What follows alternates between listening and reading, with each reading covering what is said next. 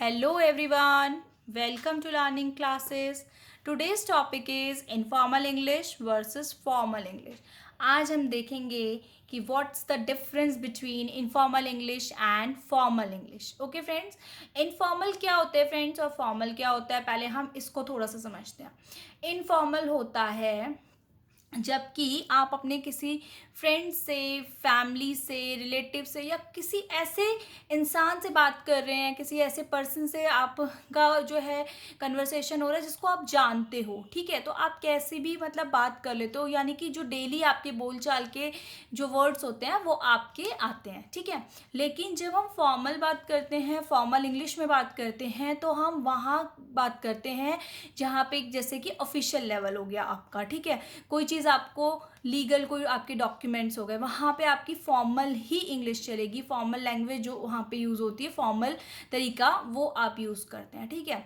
Like कोई ऐसा person है जिसको आप नहीं जानते हो, तो उससे आप एकदम से इतना फ्रेंडली नहीं हो जाते ना कि आप उससे कैसे भी इनफॉर्मली बात कर ले. तो आप वहाँ पे भी फॉर्मल इंग्लिश की में ही बात करते हैं या फॉर्मल वे में बात करते हैं. तो ये इनका डिफरेंस होता है. तो इनफॉर्मल इंग्लिश हम कहाँ कहाँ जो डिफरेंस है वो आप कहाँ कहाँ यूज़ करते हैं फ्रेंड. देखिए, जैसे हम किसी से पर्सनल बात कर रहे हैं, आपका कोई फ्रेंड है, कोई रिलेटिव है, या आप कोई एवरीडे कन्वर्सेशन करते हैं किसी से. जैसे कि अगर आप ऑफिस में भी हैं तो जो आपके फ्रेंड्स वगैरह हो जाते हैं, तो एवरीडे जब कन्वर्सेशन होती है तो फिर हम उनसे इनफॉर्मल इंग्लिश में ही बात कर लेते हैं ना, इनफॉर्मल वे में.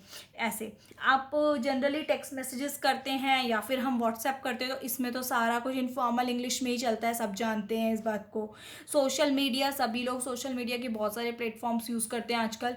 उसमें हमारा प्रॉपर आपको पता है कि इनफॉर्मल इंग्लिश वाला वे ही यूज़ होता है बात करने में, ठीक है फ्रेंड्स, इस तरह से. लेकिन जो फॉर्मल इंग्लिश है उसका डिफरेंस मैं आपको बता देती हूँ कि फॉर्मल इंग्लिश हम लोग स्पेशली ऑफिशियल लेवल पे ऑफिसेस वगैरह में बात कर रहे होते हैं, तो हम जो है फॉर्मल इंग्लिश यूज़ में लाते हैं. स्पेशली जब आप अपने सुपीरियर्स यानी कि आपके जो है बॉस वगैरह जो होते हैं ना, उनके साथ बात करते हैं, तो आप प्रॉपरली फॉर्मल इंग्लिश में ही कन्वर्सेशन आपकी होती है, क्योंकि वहाँ तो हम ऐसे बात नहीं कर सकते ना. तो ऐसे. नेक्स्ट इज लाइक आपका कोई लीगल डॉक्यूमेंट है, आपको कुछ देना है कहीं, लीगल डॉक्यूमेंट या ले रहे हो आप, तो उसमें भी आप देखेंगे कि प्रॉपर जो है फॉर्मल इंग्लिश जो हमारी यूज़ होती है वो ही वर्ड्स उसमें यूज़ आते हैं. कोई ऑफिशियल डॉक्यूमेंट है, कोई आपका जो है ऑफिशियल लेवल की ईमेल है, ऐसे. तो वहाँ पे आप लोग जो है सारा का सारा आप अपना फॉर्मल इंग्लिश में ही बात करते हैं फ्रेंड्स. ओके, तो अभी ये तो था इनका डिफरेंस, इनका मीनिंग, जो कि आप होपफुली बहुत अच्छे से समझ गए होंगे. तो अब हम इनके कुछ एग्जाम्पल्स जो हैं मैं आपके लिए लाई हूँ, जो कि आप देखेंगे कि हम एक्चुअली में भी इनको यूज़ करते हैं अपनी जो है डेली की लाइफ में, ठीक है. तो फर्स्ट इज, देखिए, आई थिंक. अगर मैं अपनी किसी फ्रेंड से कह रही हूँ तो मैं कहूँगी आई थिंक ऐसा होना चाहिए, आई थिंक वैसा होना चाहिए. बट वहीं अगर मैं अपने ऑफिशियल लेवल में किसी से फॉर्मली बात करूँ तो आई थिंक की जगह मैं क्या बोलूँगी, इन माई ओपिनियन फ्रेंड्स. क्या बोलेंगे फ्रेंड्स, इन माई ओपिनियन. और आपने लेटर्स वगैरह जो होते हैं ना फॉर्मल, उसमें भी ये वाली लाइन बहुत बार आपने यूज़ में देखी होगी. उसमें तो बहुत बार हम यही लिखते हैं, इन माई ओपिनियन, ठीक. Next word is childish. Childish की जगह हम क्या कहेंगे, immature.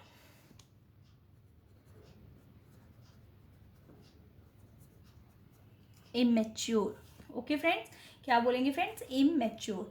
Next is live. Live की जगह हम जब उसको फॉर्मल इंग्लिश में यूज़ करते हैं तो हम बोलते हैं रिसाइट. क्या बोलते हैं फ्रेंड्स, रिसाइट. जब आप फॉर्मल लेटर या फॉर्मल आपका कहीं कोई डॉक्यूमेंट होगा तो आप देखेंगे कि उसमें आपके यही वाले वर्ड जो है यूज़ में आ रहे होते हैं. Next is by. बाय का होगा फॉर्मल इंग्लिश परचेज. क्या होगा फ्रेंड्स, परचेज. स्टार्ट. स्टार्ट की जगह हम जब आपका फॉर्मली लिखोगे तो लिखोगे कमेंस. क्या लिखेंगे friends, comments. Next is a lot of. A lot of things के बारे में बोलते हैं ना, तो जब हम फॉर्मल लिखेंगे तो हम लिखेंगे न्यूमरस. न्यूमरस का भी मीनिंग अ लॉट ऑफ या मैनी ही होता है. Next is funny. आप कितने फनी लग रहे हो, वो कितना फनी लग रहा है. बट इसी को जब मैं किसी को इनफॉर्मल राइटिंग में लिख करके दूंगी तो मैं उसको फनी नहीं लिखूंगी, क्या लिखूंगी, ह्यूमरस. ठीक है ना फ्रेंड्स, तो वहाँ पे फनी आप वर्ड यूज़ में नहीं लाएंगे। Next is energetic. एनर्जेटिक की जगह हम क्या लिखेंगे? लिवली। ठीक है, ask, enquire. Next is check. मैं को कोई चीज़ चेक करनी है, उसकी जगह मैं क्या बोलूँगी? मुझे कोई चीज़ वेरीफाई करनी है in my formal way of English. Go now, जाओ करके बोलते ना, तो गो नाउ की जगह मैं क्या कहूँगी? Leave now. क्या कहते हैं friends? Leave now. Next is help. क्या है फ्रेंड्स? हेल्प, कि वो मुझे हेल्प कर रहा है। हेल्प की जगह जब ऑफिस में बात करते हैं तो हम कहते हैं ही इज़ असिस्टिंग मी। ठीक है ना, असिस्ट कर रहा है वो मुझे। ठीक। Next is but.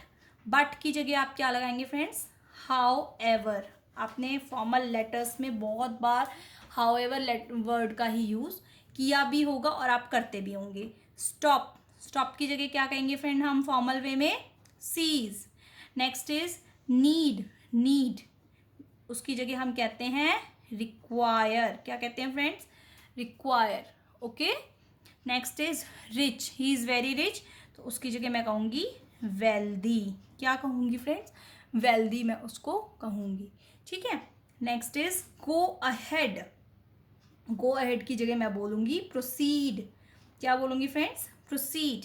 Manage. Manage की जगह मैं बोलूँगी डील विद। आपके पास कोई भी ऑफिशियल लेटर हो तो आप उसमें चेक करिएगा, आपको यही वाले वर्ड्स उसमें मिलेंगे, क्योंकि ऑफिशियल लेटर्स जो होते हैं वो हमेशा फॉर्मल इंग्लिश में होते हैं और उसमें पूरे आपके फॉर्मल वर्ड्स ही यूज़ होते हैं। तो आप देखेंगे तो उसमें मैनेज की जगह डील विद, इस तरह के वर्ड्स यूज़ में आए होते हैं और वो लोग लिखते हैं। ठीक है।